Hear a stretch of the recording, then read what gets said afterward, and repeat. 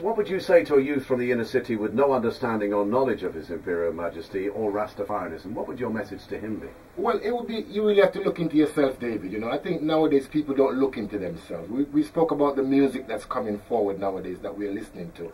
That's dry. It doesn't have no inspiration with it, in it. You know, it's just soulless. And I think that if I'd gone into the Dragons Den without the whole sort of Rastafari way of life behind me, I wouldn't be here speaking to you now in this capacity as the Dragon Slayer, as they call it. Because I really believe that it was the whole belief.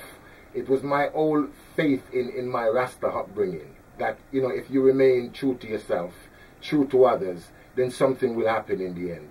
And I really believe that it was the music that conveyed that message to me. Music nowadays does not have that. It's all about glorification of the own self.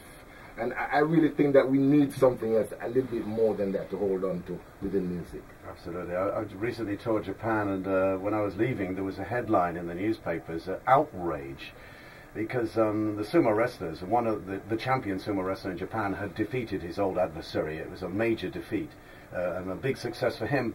And he dared to raise his hands in celebration. And it was considered, it was headline news, absolute vainglory. How dare this man raise his hands? As a great sumo wrestler had raised his hands, which is against all the principles of humility in Japanese culture. And he was, you know, mocked and embarrassed because of this lack of humility. But we're about to play a song from your album called Black on Black. Yeah. Why, in your opinion, is there so much black on black violence? What makes it happen? Who is to blame? Why? Well, I think that who is to blame, the first part? I think it's our own self to blame. We've let it get out of hand. I remember back in the day, back in the 70s, when violence was breaking out much more into different territory. We're from back in the day in the 70s when, you know, you had an argument with somebody and you can sort that out verbally, but it didn't go as far as how it is nowadays. And it's the same sons of those people that I know that are creating the problem now. And I really think that we're going to look into ourselves and say it starts from in the home. And that's where it starts from. You know, it starts from inside the home. We've got to get inside the home and help from that point of view. I always say that the people that knows if a child is going wrong is the parents. That's the first person that knows.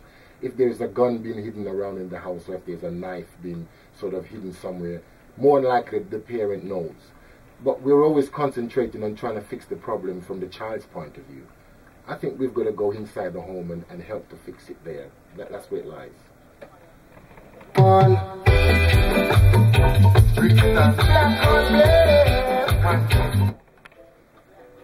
Black on Black, Levi Roots, the new album Red Hot.